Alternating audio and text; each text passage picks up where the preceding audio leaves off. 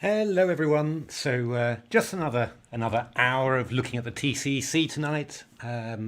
Just watching the Leela against Igel game, just the end of it, and I have to say it's absolutely beautiful. I think I'm going to have a look at this ending and analyze it because it was really beautiful technique. You know, White has this extra A pawn.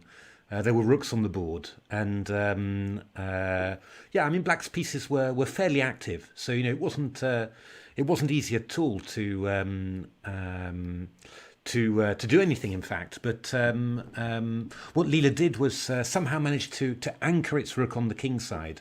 So it got its rook onto f5. Let me just show you that. It got its rook onto f5 in this way. And then with the rook protecting, the pawn came to f3, of course. And then with the rook protecting the kingside pawns like that, the king can come over to the queen side. And, that actually happened. And then at some stage you managed to swap off the rooks just with the threats that you're creating. And then afterwards it's a question of distracting the black king with the a-pawn whilst your own king moves to the king side. I mean, it's real classic stuff. But just, from the original position, it wasn't easy really because, the black knight and the black rook are quite well placed. Really, putting some pressure on this bishop b3, pawn a2. If the pawn, moves too quickly, the rook can harry the bishop. And maybe even make a bit of counterplay against f2. But somehow, and that's what I've really got to have a look at, somehow Leela managed to get its pieces, nicely sorted. I mean, I think what you see in all this is there's always a certain thing where you improve your pieces, you increase your activity, you tie the opponent down, and then you improve the rest of your position. And this was it. The rook came to c7, and then afterwards White plays king g2, and who knows what White's going to do? I mean, the king might be already ready to come into the game there. So Igel played f5. But this, in principle, this wasn't really the pawn that you want to swap off, I think. You really wanted to swap off the h-pawn, I think, rather than the f-pawn. Because once the f-pawn goes, then White gets a lot of active light squares, and this led directly to this position, in actual fact, which is absolutely beautiful. Okay, so let's have a little look there. So Black's resigned, of course, because... this is table-based. They don't resign anymore, but this is a table-based win. Of course, White just queening there. So fantastic, brilliant. The other amazing thing about this was that there was a pot, a troll bit pot of more than 1 million on this game, of which most of it was on a Leela win. So incredible, and of course, Mr. BDZZ was definitely one of the big bettors there with a maximum 250,000. Now this one's very interesting. So we've got Komodo against Stockfish, and this is obviously a very big one. I think. Well, yeah, I mean, it's we're only halfway through, so I mean, there's still plenty to go. But these are the sort of games where you say, if Komodo's got a clear advantage as White, then these are ones that that you've got to make. Yeah, you've got to cause some damage to Stockfish in these. I mean, certainly if you're also thinking of the SuperFinal, because if you can't win an advantage like this against Stockfish, then the SuperFinal's generally going to be a bit less extreme than these openings. So you really need to be able to make the most of these. So okay. So what do we feel about this one? Well, it's the standard thing. I mean, I talked in a previous stream about how these openings are built up in Division P, and what seems to be a common theme is that so Black actually loses a couple of tempi in development, just through bad development, you could say. So knight c6, d5, and then instead of playing something like knight a5, for example, which would be kind of the sharpest move, Black just goes knight b8. So actually, you've wasted a tempo there. Knight c6, knight b8. White's picked up a nice space advantage with d5. and then black plays e5 as well, which is also a slightly dodgy move there. So essentially, white will end up with a space advantage and a couple of tempi over a normal King's Indian, which is a pretty significant advantage. I mean, essentially, what does that mean? It just means that that any of the rapid counterplay that black can have in a normal opening, with the little tactics that might go black's way in some lines and just enable him to develop a little bit easier. These are just totally out of the equation because you're just tempi down. So essentially, it means that black's condemned to passive defence. It's not it's not like it's lost or anything, but it is very unpleasant, and no human player in their right mind would play this, put it that way. But we let our engines do it. Now I've just got to see whether I can score some channel points here. So I've got how many have I got in actual fact? I've got about 31,000, and the current betting is. Let's have a look. It's 7,500 on a decisive result, and nearly 21,000 on a draw or 0-1. So what are we going to go for? Do I really believe that Komodo will beat Stockfish from this?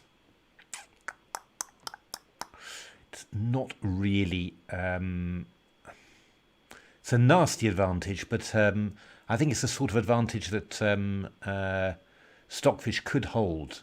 Komodo's surprising. I mean, certainly when I've tried, Komodo, it's on much weaker hardware, of course, but I try and run it on quite long time controls to compensate a bit. So something like 240 minutes and 30 seconds increment for a game. So I've just got my machines just running that for forever. Komodo's surprising. I mean, in general, Stockfish is better, but from time to time, Komodo wins a game, and you think, wow, didn't think that we'd manage to make that against Stockfish. So, got to try and decide whether this is one of those. I'm not really sure, to be honest, but we are going to go in for it. How many am I going to put in? I'm going to put in 5,000 there. In we go, 5,000. I've got to be one of these slightly dodgy bets has got to pay off eventually, you would have thought, maybe. It hasn't so far. I bet against Leela yesterday, and it was Scorpio against Leela, and Scorpio came so close to winning. I think Stockfish would have finished that one off, but it was a very unpleasant ending for Leela to defend. But I'm pretty sure Stockfish would have made it very unpleasant for Leela. But Scorpio did a fairly good job, but didn't quite get there, and Leela defended beautifully. But I really thought I was going to pick up a huge win, but in the end, just ended up donating shiny GM bits to Mr. BZDZ. So there we are. Okay, I'm voting 5,000. In we go. So fantastic. I'm not sure I'll go any higher there. I don't know. Somebody's put in a little bit more for the draw or 0-1. Even 0-1 isn't impossible. From time to time, Stockfish does do this. But okay, I'll stay with my 5,000, and then we'll see how that goes. Okay, so let's have a look at the game there. So after e5, I mean, just in general, if you're ahead in development like this, you're not really going to leave the center closed with e5. You're going to try and open it up. So d takes e6 is very natural. Also because after bishop takes e6. You can see the move that the engines want to play. That's knight d4, hitting the bishop on c8, and also uncovering an attack against the b7 pawn. So, unless black wants to concede the two bishops, the bishop's going back to c8, which is, again, another few tempi of development that the black is losing. So, a very nice position for white there. So let's have a little look there. Lovely, look at that. Isn't that a smooth transition? I'll just grab the PGN, and then we'll have a look at it. So yeah, actually, oh, I'm not completely switched on there. Trying to click in the wrong window all the time. Control H. Let me just see whether that really does work. Control H. That should be a copy paste, really. Let's have a look whether this is going to work or not. Oh, good Lord, Matthew. You wouldn't think I'm in IT, would you? Really, when you see me messing around like this? But well, I'm trying Control H, but it's not really doing it for me. So I think I'll just do paste PGN and import. There we are. So knight d4. So what can black do in this position? I mean, there's two possibilities. I mean, obviously, you're not going to take on c4 because bishop takes b7. I mean, would be a very, very speculative sacrifice if you decide to sacrifice the exchange there, though not completely impossible. Got to watch out a little bit. Knight c6 almost traps the queen, but queen e8 is possible there, of course. So yeah, I mean, I guess you're going to take on a8. It's not completely stupid. Actually, just intrigued. Actually, what does Leela say about this one? What would Leela think about this sacrifice? Yeah, it is very, very happy here. I mean, actually, and this is kind of the amazing thing here is that Leela's not even thinking about taking the exchange here. It's just saying b3 and keep the control on the queenside light squares, and then just let black suffer with that. So yeah, no, quite interesting there. Although in all fairness, it's just going. I may be over exaggerating there. Going bishop e6, and then it wants to take on e6, get the two bishops, and then take on a8. Which does indeed look, look very promising indeed. It's only the exchange.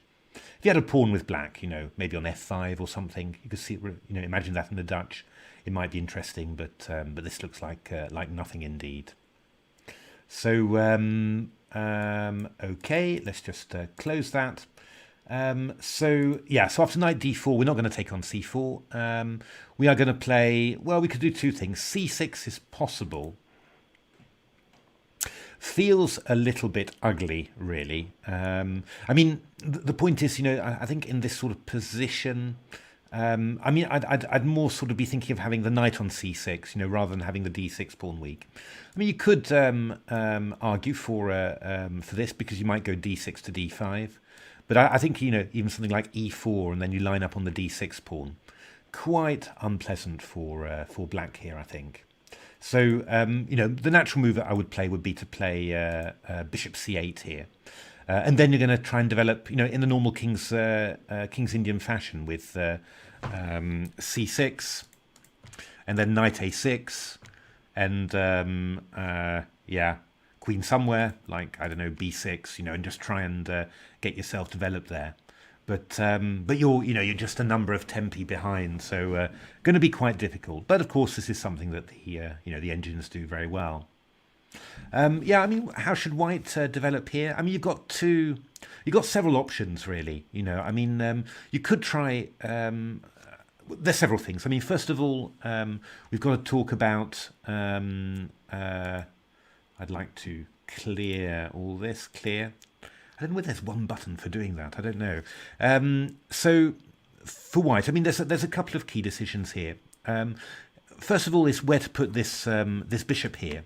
I mean, you could just try and put it along this diagonal, to play something like bishop f4 and then queen d2, and that's just lining up on this diagonal, and also pressuring this one as well. That's completely possible. Another idea would be simply to put it on b2, to play b3, and then to play bishop b2, And you're beautifully, obviously beautifully logically placed there, but putting a bit less pressure on d6. But I think on the other hand, what you do is you sort of say, well, if black plays c6, I'm not stopping him like I might be with bishop f4, but actually that's just a weakness. So let him do that, and then I'll pick up on it later, with queen d2, and then rook d1 and that sort of thing. The other thing that you can think about is, do I want to fill my centre with pawns? Do I want to play in the end a move like e4, and really clamp down with this sort of Maroczy bind kind of pawns? Really clamp down potentially on when black plays d6. Or do I want to actually avoid that and maybe think of keeping the pawn on e2, or maybe play it to e3, and not immediately, but I'm just making an illustration there, just to keep this bishop active against here. It's both are essentially white's got a lovely range of plans here, and the nice thing about this one is that you might eventually have an idea like going b2 to b4 to b5, and just combine, sort of converge with all those pieces against the queen side. Now, all interesting really. I think with white as a human player, I think the biggest risk is getting a bit confused, and you've just really got to try and pick the plan that you like. I do quite like, the plan really of keeping the bishop's diagonal free, and maybe, I don't know, quite like bishop f4 and queen d2. I quite like that, and b3, bishop b2. I also like, just it's a nice logical solid plan. I think b3 is if you just want to play from a position of strength, and try and play, kind of super safe, and not make any, too many weaknesses really. The only thing you've got to watch out for with there is whether, a stupid random move like c5 and then, opening up some threats along the diagonal is possible. But you'd assume that white always has some good counters there. So let's have a look what has been played here. So we'll let it go. And indeed. So we've had knight d4, bishop c8, and b3 from Komodo, and then afterwards rook e8. So no c5 adventures, just rook e8 there. Quite flexible from Komodo.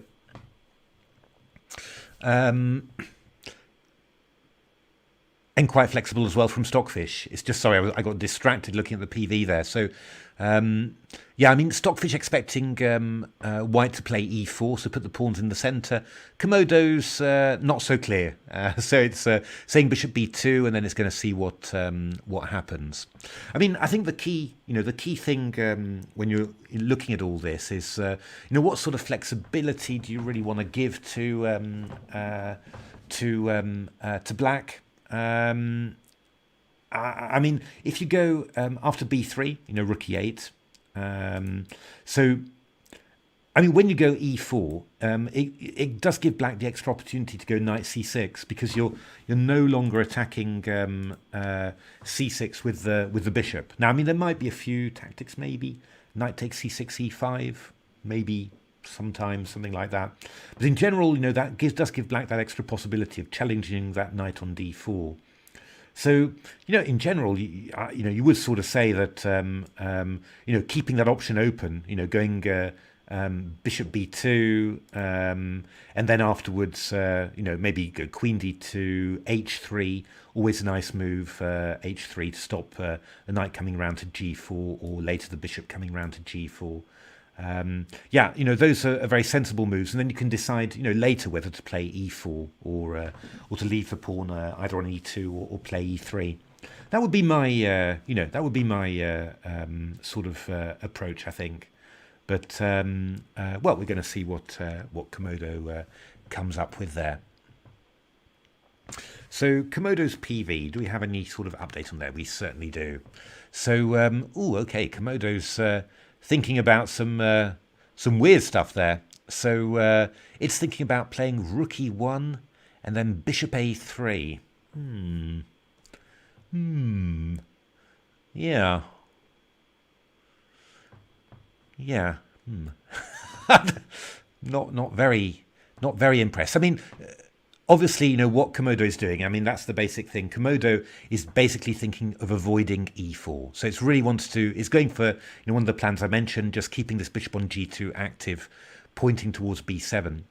Just the moves themselves feel a little bit odd. If you're saying here I play rook e1,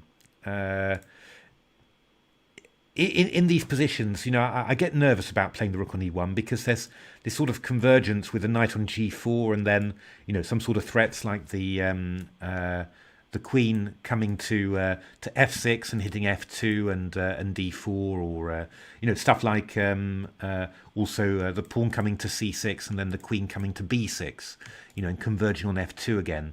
It's I mean the kingside dark squares are not White's strongest suit, especially when the bishop's moving away, either to b2 or a3. So this does make me quite nervous, really. A move like rook e1. Of course, Komodo is always going to be in time to spot the tactics, but it feels just feels a bit weird, really. I have to say. And then the plan of putting the bishop on a3. Yeah, I don't know. I mean, it's similar to bishop f4. I think it was a5 that Stockfish was looking at, but it's similar to bishop f4 in that you attack the pawn on d6, and and sort of try and dissuade White from playing black from playing c6. I suppose from that point of view, I mean, I find rook e1 a bit funny. I mean, if you wanted maybe to delay the position of the bishop, I mean, a move like queen d2 feels more natural to me anyway, and you're sort of delaying whether the bishop's going to go to b2 or to a3. And, if it goes to a3 in the end, then the rook's ready to come to d1, and you keep this rook on f1 to protect the pawn on f2. I mean, that would have been, if I was looking to to have an interesting move, rather than the normal standard move, then probably queen d2 would have been what I would have selected. But okay, what is Komodo doing? Still thinking about rook e1, or has he played in the meantime? No, still thinking here, and still looking at rook e1. So, I mean, it wouldn't amaze me if after rook e1, knight bd7, if Komodo was thinking about playing e4, just play e4 when black can't go knight c6 anymore. That wouldn't surprise me too much. But it's, not clear. I mean, are we getting any more from the... Oh, sorry. Are we getting any more from the PV there? No, just rook e1, knight bd7. Yeah, that's not very instructive there, really. So let's have a look. What would Leela want to do here? Let's start up Leela again and see what that brings. Not queen d2, but let's have a look here. Actually, just come to think of it, what would Leela have done rather than play, b3? There we are. You see, Leela's looking for a bishop f4 plan, which also mentioned. I'll show you what I'm looking at. Looking at a bishop f4, certainly to start off with, and then also looking at rook e1. But this feels more logical what Leela's doing. Rook e1 followed by h3. Just to cover that g4 square, and then e4 afterwards. But no, looking at rook e1 and h3, yeah, amazing. Just delaying that, just delaying this e4 and playing this move rook e1. Yeah, I don't know. I suppose, I imagine the idea somehow is that, after rook e1, if black goes, for example, I don't know, rook e8 or whatever, then you're always, and then tries to play, I don't know, h3, let's say knight bd7. And then, if black were to play knight c5, with the rook on e1 already, you're always ready to play e4. But yeah, I mean, as I said, I find it a little bit of a strange move there. This rookie one, but I'll just let Leela run a little bit, and we'll see what it thinks when it gets all of its nodes together. What am I? What's my current speed? I'm at 9 kilonodes per second. That's not super fast. It's an RTX 3080 actually on this laptop, so it's a pretty decent graphics card there. But obviously, always I think a little bit slower in the opening always. So, but we'll leave it there, and we'll have a little look to see what's happening. So okay, just refresh the. Refresh there. So rookie one has been played, and Stockfish is thinking. And yeah, I mean, actually, oh well, you see, here we are. Komodo's actually, if you look at Komodo's PV here, Komodo's PV, Matthew, click on the right place.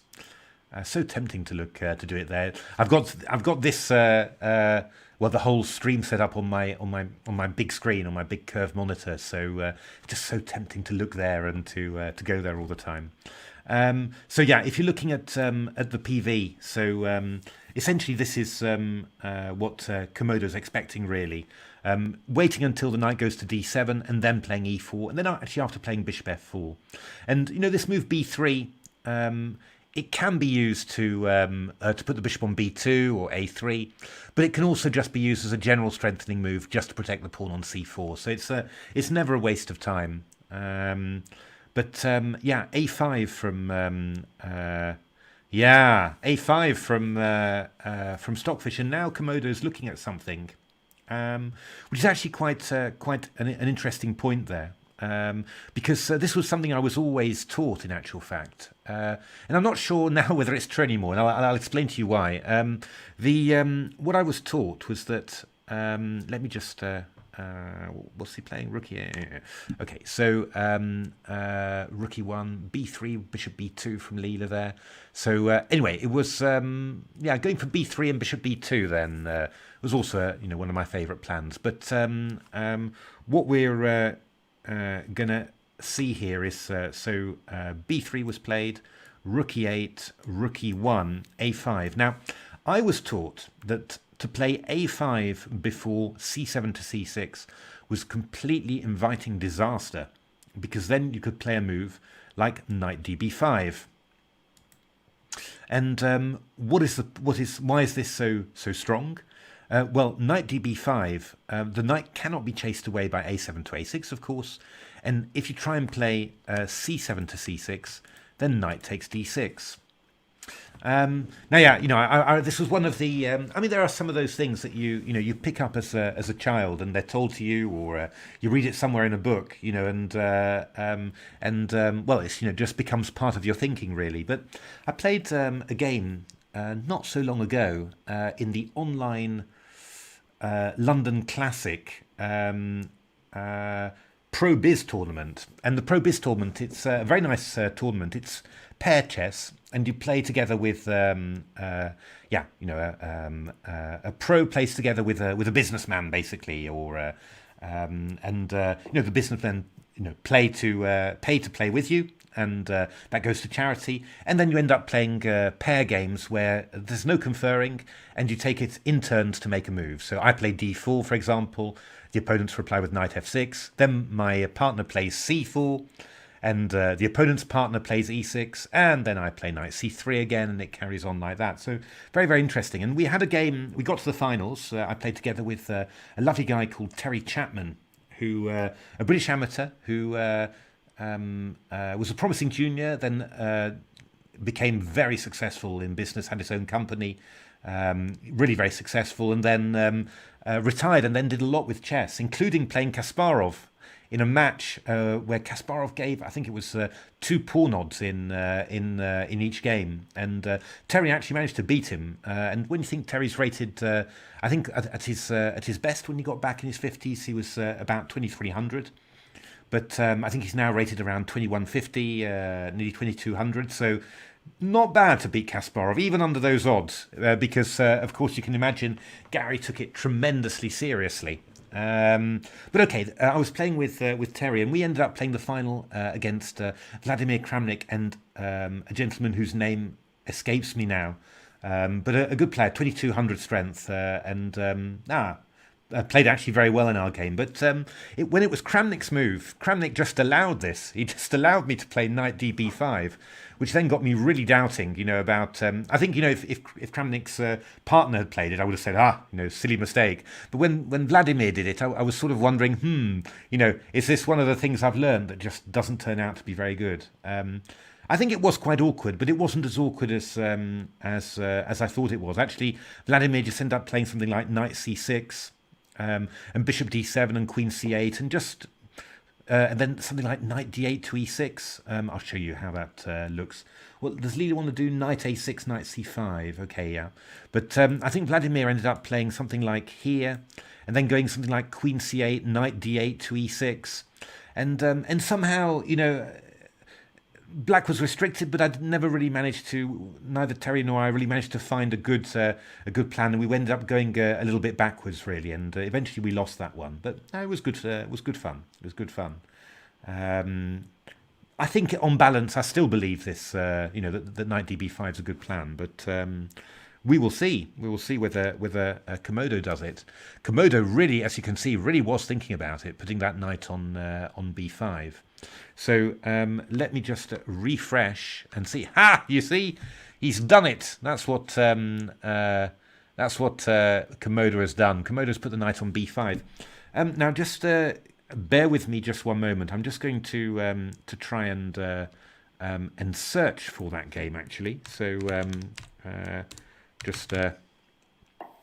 now I don't know whether it's actually got into the databases or not. Yeah, not sure. Let's have a look.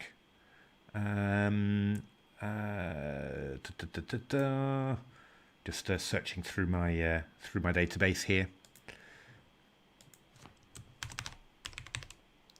Now, I might be in as Sadler Chapman actually, or might be in as Chapman Sadler. That is also possible. It's not in as. Let me just have a little check.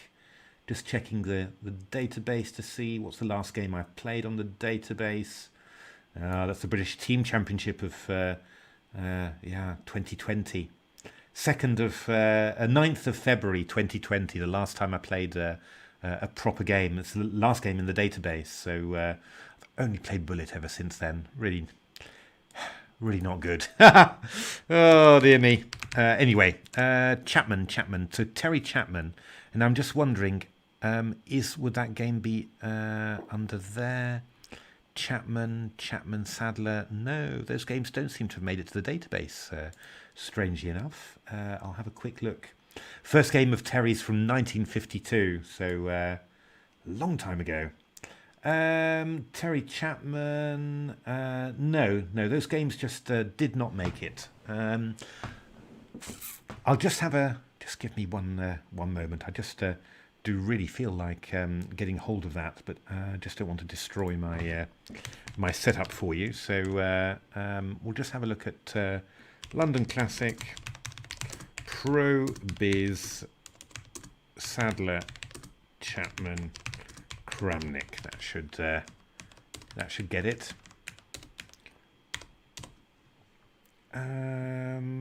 Reached 3 out of 3 after they defeated Matthew Sadler and Terry Chapman. That was just it was nothing really. Where were the games?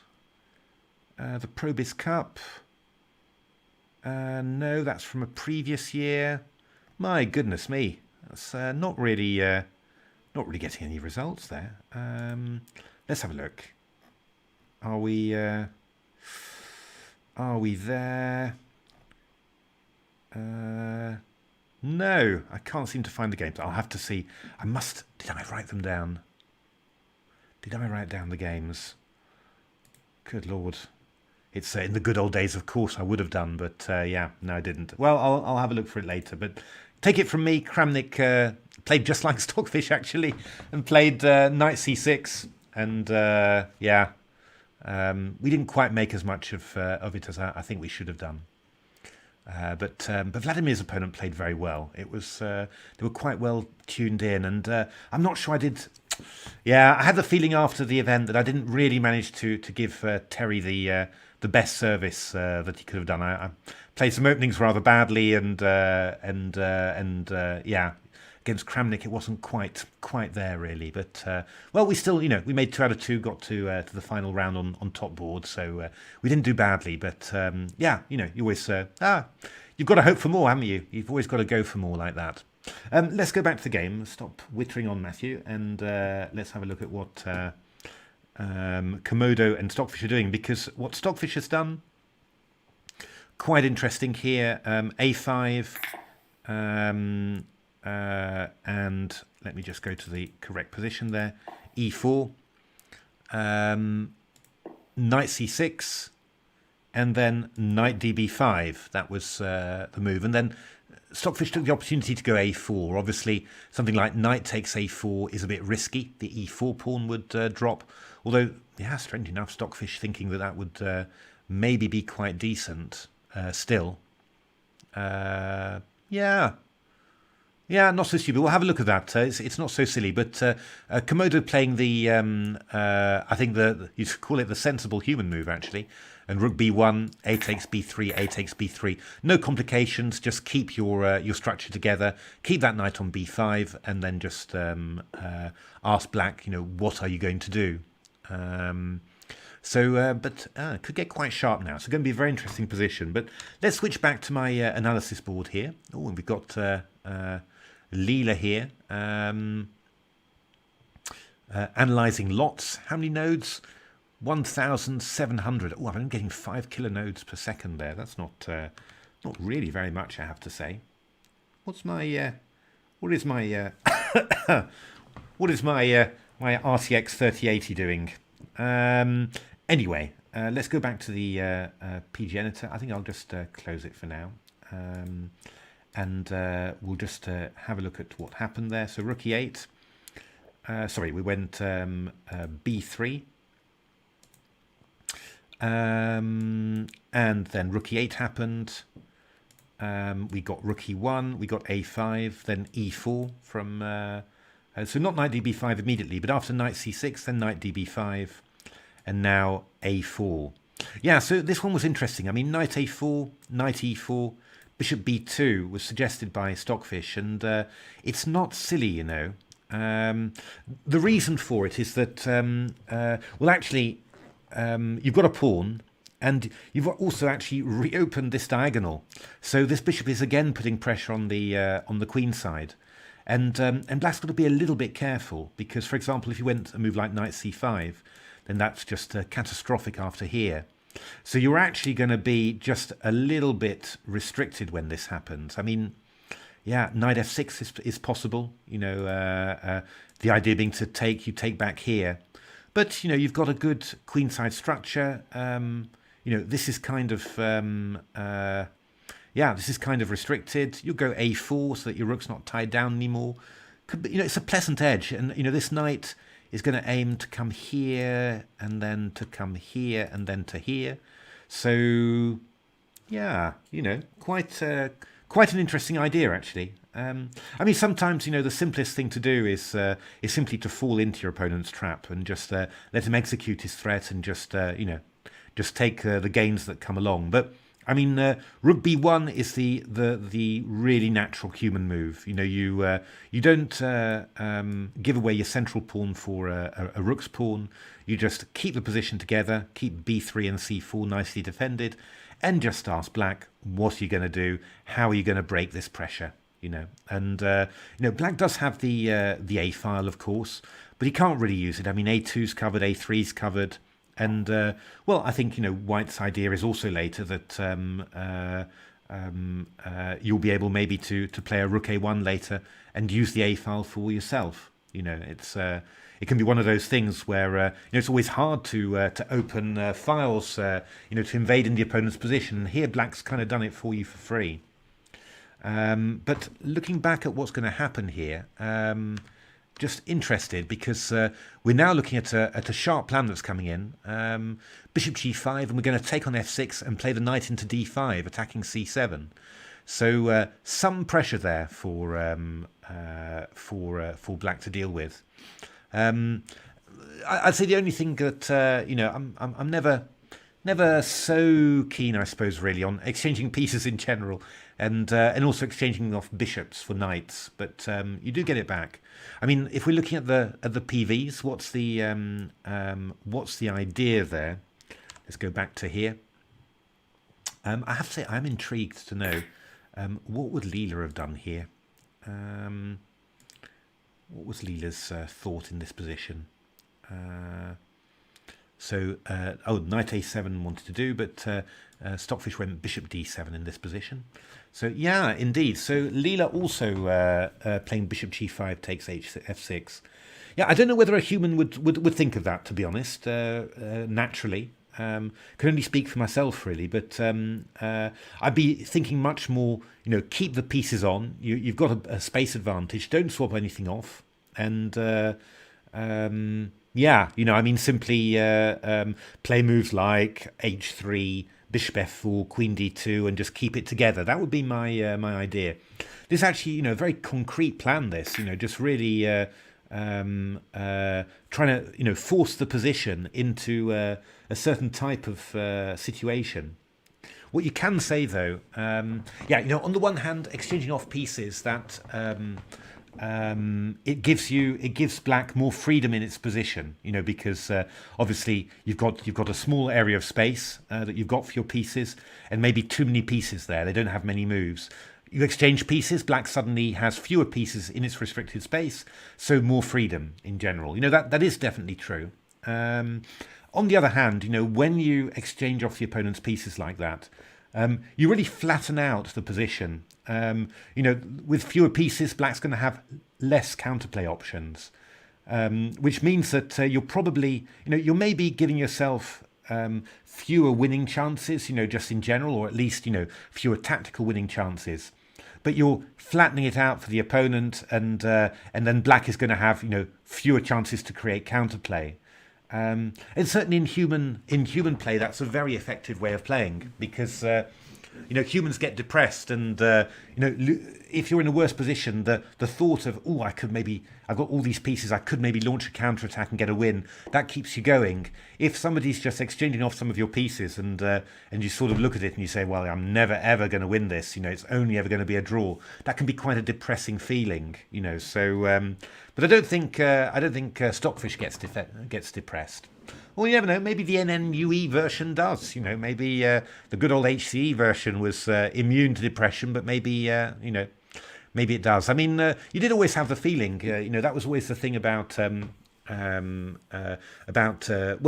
think the neural nets in the old days, and I think you include AlphaZero in that. That if the position started to get bad, then it just. They kind of almost seem to give up or go crazy in some way, just trying to redress the balance. And I certainly think that recently Leela's done a very good job of being able to defend unpleasant endings for a very long time, which is was really always the Stockfish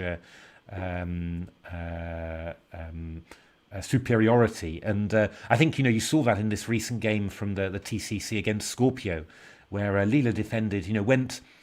Just basically, flattened out the advantage, exchanging pieces, and then got to some, ending with rook, knight, and 2 pawns against rook, knight, and 3 on the same side. Weak pawns for Leela. You sort of think, maybe a win for white, but Leela held it, and that's very important. I mean, I think that's the only way that you're going to beat Stockfish, if you can, if things go wrong, that you can also just grovel to a draw for, holding for a very long time, because you're not going to do anything with a huge desperate attack. I mean, that's just cannon fodder for Stockfish. So let's have a look what's happened here. So yeah, Komodo has also gone for this plan. So let's have a look there. Matthew, click on the right place. We've gone bishop d7. We've gone bishop g5. Bishop takes f6. Knight d5. Rook c8, and just takes on f6 straight away. not trying to keep those knights on d5, just exchange off that knight for that very good dark squared bishop. And now without the dark squared bishop, black's got very little counterplay. And now white, what has white got to start doing here? Well, interesting question. I mean, I think, what white is going to try and do here now is to start taking control of space. Because, after you do this, bishop g5, h6, takes, knight d5. What you do by getting the dark square bishop, any sort of counterplay, cutting across the position, invading on the dark squares, that's all gone. So, I think now what white needs to do is, white's going to start trying to get control of some central dark squares. And, Leela's move here, which I'm sure is going to be played by Komodo, is to play queen d2 and to follow up with f4, taking control of e5. And, it's not a pleasant position for Stockfish, this. This is going to be a long grovel, I think. So, very interesting. A good play from Komodo, really. Just excellent there. So queen d2. And now, interesting to see. Now, funnily enough, both engines are suggesting g5 in this position, which, I don't know about that. G5, that's quite a move. Leela suggesting queen g7 so far. Is Leela going, actually, or is Leela stuck? Whoa, look at that, 24 kilonodes per second. Suddenly my my RTX 3080 is going bananas. Excellent, it should do, really. Just actually going to have a check. What's the GPU usage? I think, I'm not 100% sure. I do believe that the way that I'd set it up, and I'm only guessing, I'm hardly an expert on this stuff, but I thought the way I'd set it up, I'm getting 99% usage for Leela. Yeah, I mean, I'd read, and I'm not sure about it, but I've got an RTX 3080 card. This is a laptop, and I've got a 16 core, an 8 core i9, which is 16 threads. So I tend to put, when I'm playing Stockfish against Leela on this machine, don't do it too often, but when I do, I've got, I put 12 threads for Stockfish, and normally what I do is I put 4 threads for Leela, and then obviously the graphics card at 99% usage. I'd read that you shouldn't put too many threads for Leela, but if anyone knows whether that's true or not, then that would be nice to know. But basically, I always assume that if I'm at 99% usage for the graphics card, then I'm doing quite well. And I try and get as high usage as possible on the CPU, obviously for Stockfish. I've got another machine, which is the one I'm mainly used for playing games, which is a 10 core i9. With an RTX 2080 card. I normally put 18 threads on there. The point is, this machine, this is the one I use for all my stuff, including streaming and video editing and everything. So I tend to play games less often on it. But if truth be told, this was meant to be a much more modest machine. But by the time I started drooling over the specs, then I ended up getting a much more powerful one. But I mean, it's very useful. It's very useful for chess and for shogi and for analyzing shogi as well. So g5 has been played there, which is quite interesting. So I'm going to put that on Leela. And we're going to see what Leela thinks. Leela does not like that as much, which, to be honest, I tend to agree with. I mean, the one thing about it, it's a very aggressive move. Black might be threatening to play g5 to g4. Just to tie down the pawn on f3, and then you can get in, knight c6 to e5 to f3. So I think that that f2 to f4, that does look like a very natural move. And then what Black can do? Black can take on f4, because there's a little threat here of e4 to e5, because the bishop on d7 is hanging. And so that is a little threat. So, I mean, with Black, I'd be tempted to do something like g takes f4. And then after G takes f4 to maybe put my king on h8, maybe. But it's risky. You've got to watch out for this bishop on d7. Maybe you need to move it. I mean, G takes f4, G takes f4, just to show you what I'm thinking of. I mean, e5 feels very worrying there because D takes e5, I've got queen d7. So it's a bit distracting having Leela, but I like it for the positional stuff. So so probably what you would do is, well, either defend the bishop, but I don't really want to use a rook to defend it. I can't move this rook, by the way. That's one of the irritations because of knight c7.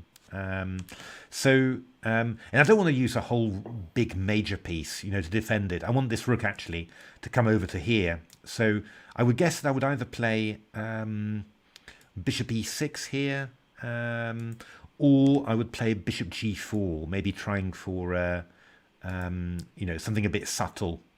Maybe try and force h3, weaken some dark squares. I don't know. Possible. One of those ones that's that's actually always very difficult to know with black. But I think if you're going for the safe and normal move, then bishop e6 might be the one that you look at. White does have the possibility of f5 here. That is always possible. But then the bishop goes back to d7 like this, and then you've got the e5 square for your pieces. So it's probably unlikely to be that. And here we've got to work out how we're going to get our pieces active. I suppose black's going to play king to h8 and rook to g8. So you've got to decide what you're going to do there. To be honest, the very most natural thing would be to put a white rook on the g3 square. I mean, that would be the most natural way of doing it. Got to decide which rook you want that to be. I mean, I would, I have to say the first move that would come into my head is rook to c1 in order to play rook c3. So king h8, rook c3, rook g8, and then I'd maybe think of rook g3. That would be my my initial idea there, because the idea is that if you go rook g3, then I can take there, and then I can.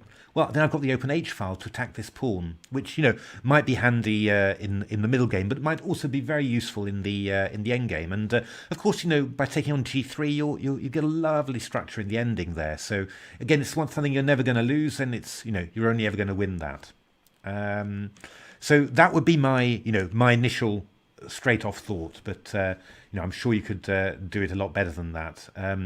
What is Leela thinking about? Leela's thinking about, going king h1, rook g1, or thinking about regrouping its knight. And yeah, this is a tough little one, really. The neural nets are extremely good at regrouping their pieces. I mean, it's something that we really noticed with AlphaZero. I'm talking about AlphaZero a lot, by the way, because just by coincidence, I'm just rereading Game Changer again, just looking at it, and again, one of the things that we noticed with AlphaZero was that once a piece had done its duty, it was just you say cold-blooded about just regrouping it and then putting it to a better square. Yeah, I mean, b5 feels like such a great square for the knight, but Leela's looking just to regroup it to d5, going knight c3, f5 to chase away the bishop, and then knight d5. Possible, possible. Yeah, I don't know. I mean, I understand the point, that's not the problem, but just actually making my hand make that move, I'm not sure really. It's I find that a little bit tough, but Leela quite happy about it. 0.46. I mean, it's not like 0.46 from the opening, straight from the opening, where it can keep on increasing from there. 0.46 in this sort of stage is is just I'd say sort of a stable slight advantage for white. Not more than that probably, but. But okay, still a significant advantage still. So I'll just leave Leela running on that, because I'm quite interested to know what Leela thinks about it. I should also do Stockfish at some stage as well. But these sort of positions where I always assume that that Leela, well, that if there's nothing tactical in the position, that Leela's going to come out with a lovely plan. And indeed, what Leela's looking at here I can't. I'm just wondering whether. Oh, show analysis board. Ah, look at that. Lovely. Can I do something? Can I do something there and make it play the moves on the analysis board? Oh, good Lord. That would be incredible, wouldn't it? If I could do that.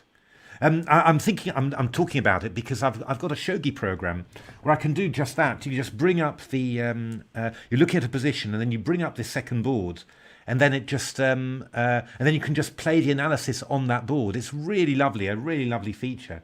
So I'm just sort of wondering whether that's possible at all. Finish game. Not sure about that.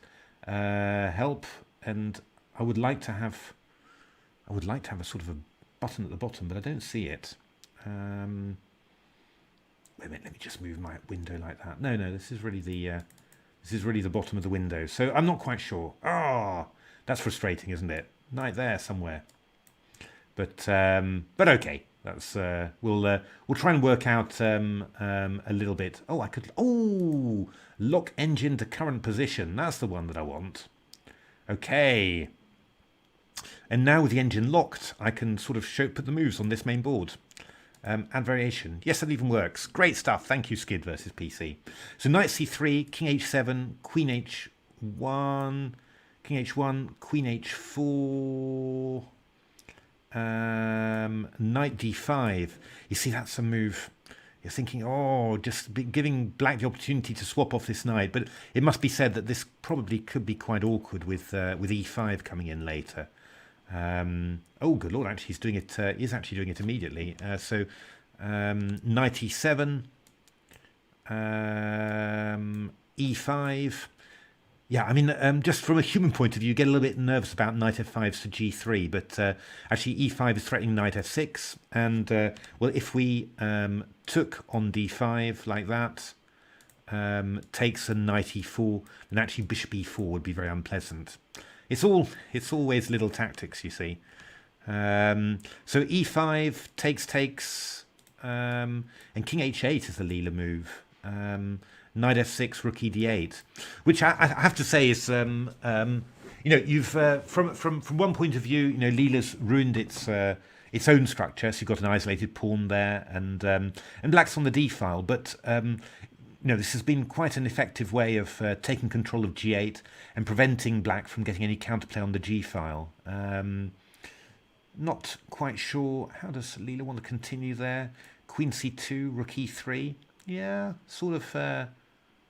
Oh wow, queen c2 threatening mate on h7, knight f5, rook e3, and obviously knight e3 allows queen takes h7 there. So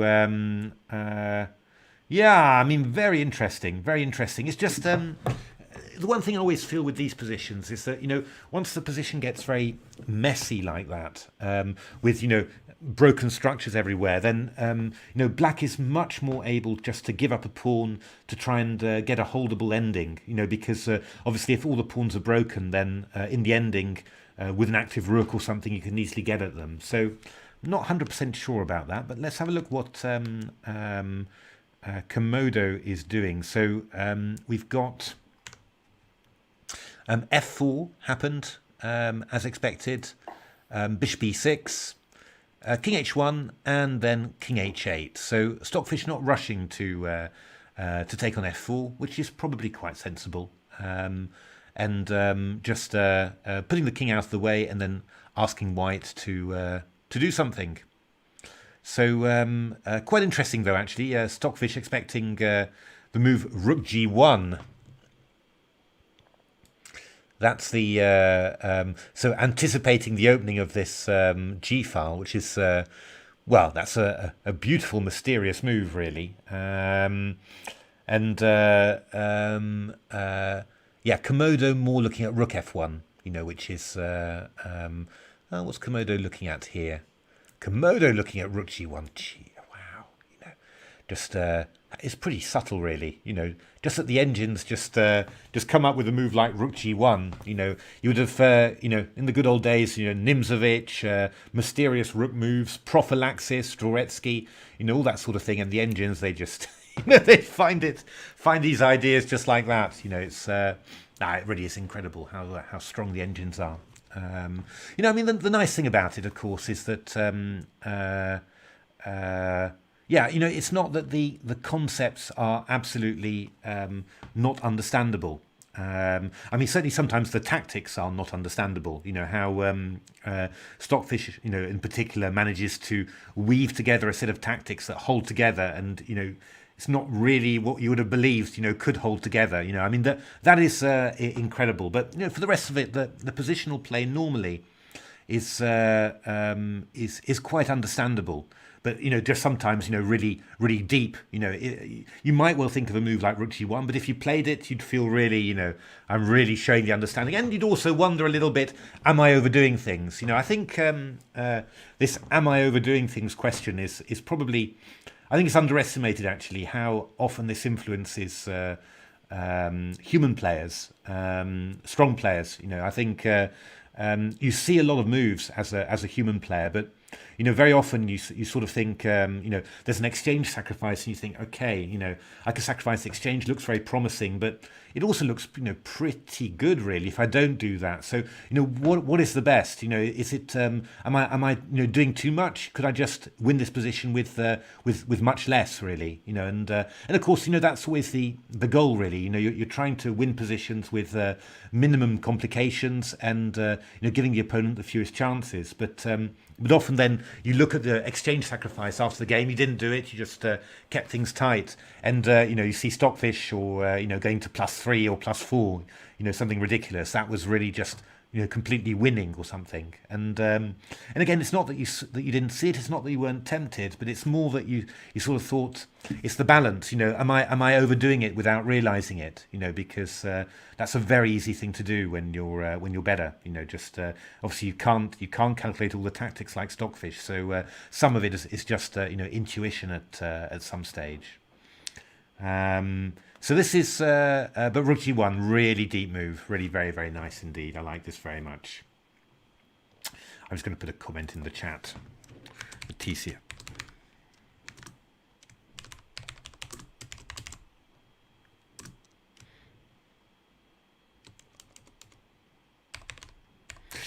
Lovely prophylaxis.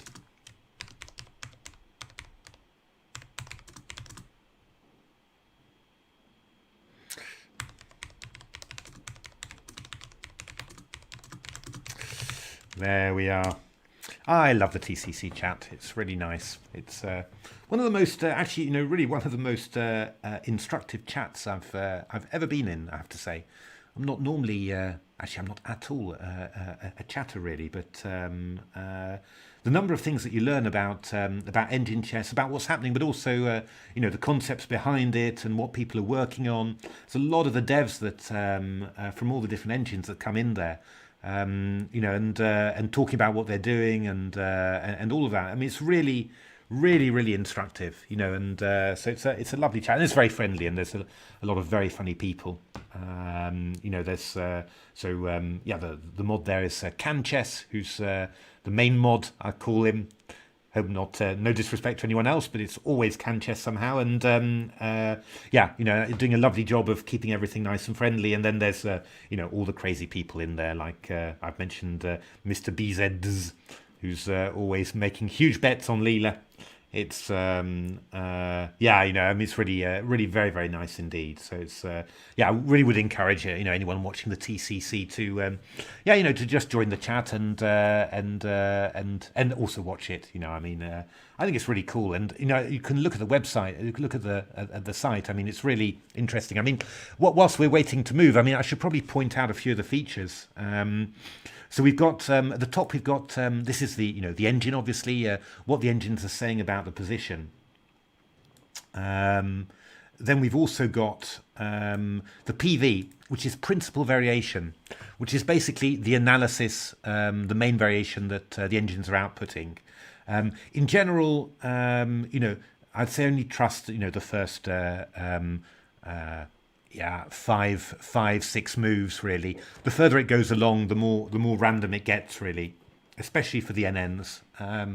But certainly the first 4 or 5 moves are a pretty good indication of what the engines expect to be the main line there. And so that's very interesting. And then afterwards, just at the bottom here, you've got a number of interesting charts. You've got evaluation. And just point out that white, that's in this game, that's obviously that's let me just put it back to there. That's Komodo.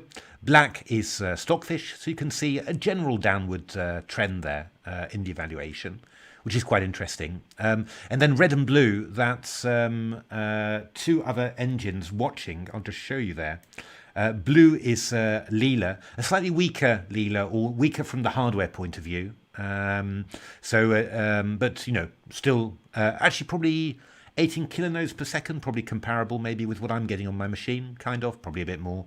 I think it's got a 20. Actually, I think it's got an RTX 2080 as well. So a TI, I think, if I remember right. So maybe a bit more powerful than mine, probably. And then afterwards, Crystal, which is a Stockfish fork, not running on lots of threads. It's getting 20 millinodes per second, which is not bad. But then you look at Stockfish here getting 113,000. I mean, it's huge, So so I mean that's quite a difference. But Crystal is a Stockfish variant that's extremely good at detecting fortresses. It's just specially made for that.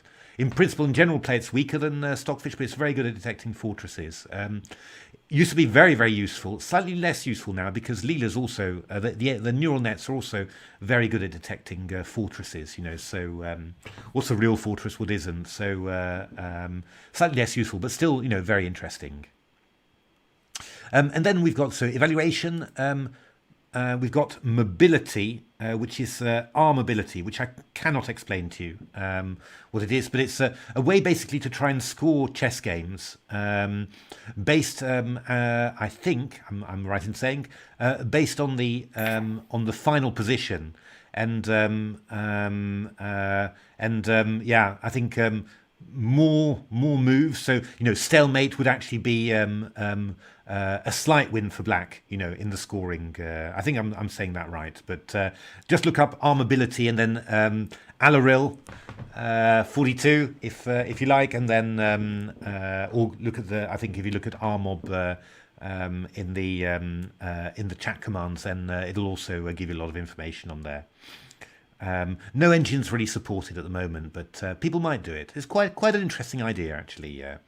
There's amount of time spent on the moves, which is always quite interesting. Just seeing that where the engine spent the most time, and you can see black,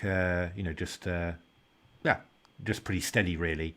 And Komodo having one big thing there, but then afterwards, playing pretty much the same as Stockfish. Actually, it's quite strange, really, because normally, or I'm accustomed to Stockfish when it comes out of the opening, spending quite a long time. So I'm a little bit surprised that it didn't have a long thing there. Okay, then we've got DSD, depth search depth, selective depth rather, which is how deep are the engines looking there. And I think selective depth is something about with search extension. So you look quite broadly to a certain depth, and then afterwards you narrow it down, but you go deeper. I think that's what the idea is. Speed, that's the speed of the engines, pretty comparable. Bit of a drop there.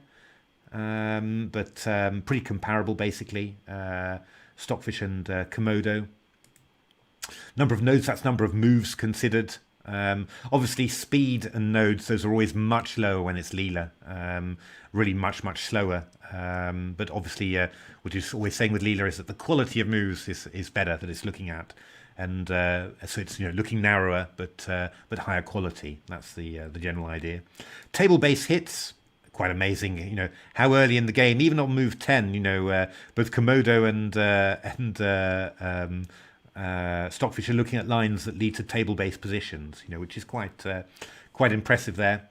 Agree, that's number of moves of agreement of their main line. So if they're thinking about the same things, then they'll have high agreement there. And you see that, number of these charts agreeing to quite longer distances. And then kibitz, this is what the kibitzers are thinking. So this is the main line of Leela, and then the main line of Crystal as well.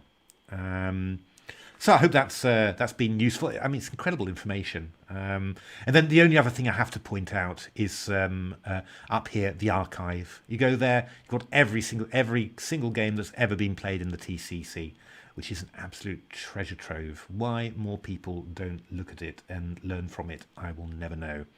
So, that's what, essentially, that is what, this channel's all about. It's actually what the book Silicon Road to Chess Improvement is all about, because, I'm just looking at lessons that you can learn from all these games, these thousands and thousands of superhuman quality games that nobody knows about. So, I think it's going to be a lovely book. I'm really, really happy with it. So, let's just, hope you'll be intrigued enough to want to buy it as well. That's that would be really lovely. So what have we got here? We've got so the exchange of pawns on f4 has happened, and we've got pressure on the G file here. Now, again, Stockfish has got to be a little bit careful here. You can't double up with impunity because of knight takes c7. So it looks like, for some reason, rook g4 and then rook g7. Didn't play rook g7 straight away. I suppose the idea was to get white to play a move like rook f2, and then now rook g7. So if the bishop moves away, white doesn't get a rook onto the g file, takes with the king. I mean, I don't know. It's sort of hyper subtle, really. I'm not really sure that that I really understand. What's the point of it? I don't think it makes a massive amount of difference, to be honest. Looking at the position, what have we got here? It's sort of. By the way, this is how you get the PGN. Right click on the moves, and then you get the PGN of the games. I don't think it's sort of amazing. What was Leela thinking in the end of this position? 24, 0.34, not huge. Let's. I'm just going to paste PGN. Do you wish to save it? Don't save. Import. There we are. We'll go there and we'll unlock Leela, and we'll lock Leela again in this position, and it can have a good little look at that. Rook g7. So, white is just pleasantly better, but it's not totally crucial. It would be a little bit annoying stroke depressing in a human game, but again, would depend a little bit how much time you've got. I think, the key thing about the really good players is that they would reach this position against you not only with a slight advantage, but also with a lot more time on your clock. And if you're a bit short of time with black, easy to make mistakes. Just from my personal experience, the English player Michael Adams, a fantastic player, really amazing talent. British number one for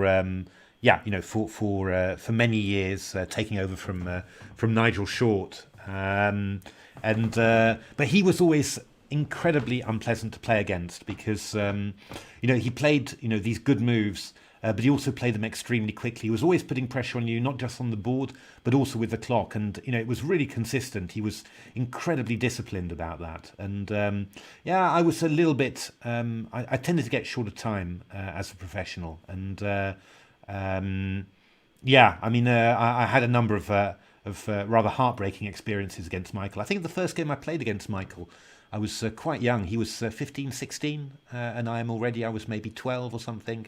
And I lost. I was 5 pawns up, or even 6 pawns up, and I lost.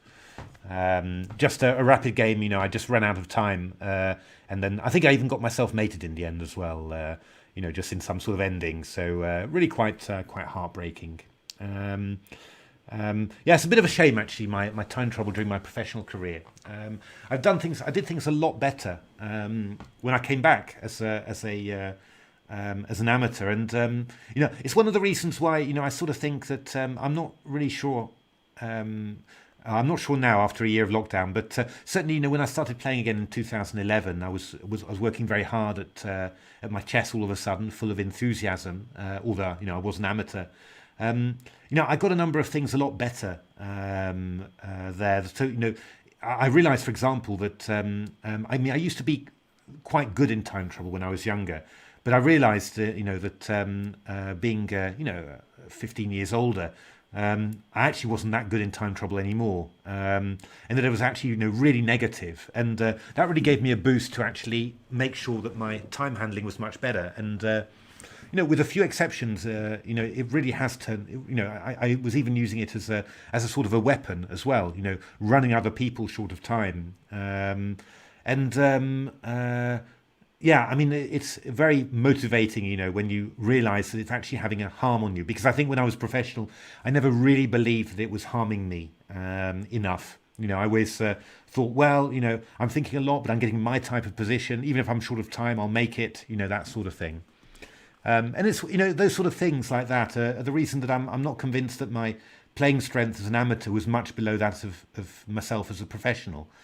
Even if I think my potential as a young player professional was much better than I achieved probably. In terms of actually playing strength, probably it's swings and roundabouts. I could calculate really well when I was younger, and during the board, I often wrote down my analysis and I look at what I did and I think, that was impressive to see that during a game. I probably couldn't do that now, but on the other hand, I'm much more together than I was. I was so incredibly tense when I was professional, so uptight.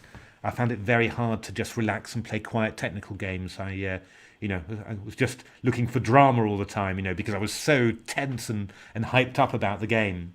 Whereas now I'm a lot calmer, and it also helps in stuff like defense, and if you're calm when you're defending and just focusing on the position, trying to work out how to get out of stuff, it's better than being completely uptight and worrying about what a loss will mean. So quite swings and roundabouts there.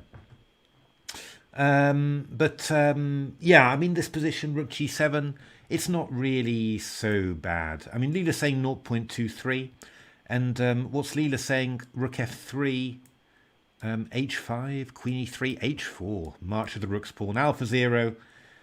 I don't really... queen e3, so it was queen e3, bishop g4. I don't really understand the old switching around here with h4, and now bishop f1. I don't understand these moves at all, but I think we're basically saying that there's no really clear plan for white here to make progress, and Leela just sort of basically thinks that this is generally quite nice for white, but nothing huge. That's quite interesting to see. Let's have a look at Komodo. It might be time, I think, now to maybe just end the stream. I think it's going to be quite a long game again now. We sort of settled into a bit of a positional phase. I think, what did I bet on? Did I bet on a draw, or did I bet on a win?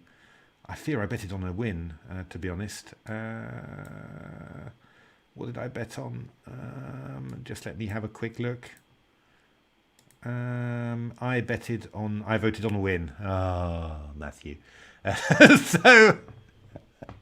So there we are. I can't really see that happening, to be honest. That would be a bit of a shocker if it happened. So I'm losing more channel points. I'm going to have nothing left by the time we get to the SuperFinal. Never mind. It's all good fun. It is quite enjoyable. So I think we're looking at Komodo trying to grind this one, but I think we're going to end up with a draw here eventually. So there we are. I hope you enjoyed this stream. I really enjoyed doing it, but I hope you enjoy it too. If you do like this video and you do like the channel, then please. It'd be lovely to have a like and a subscribe just to build it up. That would be really nice. And just keep on following this channel for more stuff about the TCEC in particular, but lots of stuff about engine chess as well, of course. Thanks very much indeed for watching.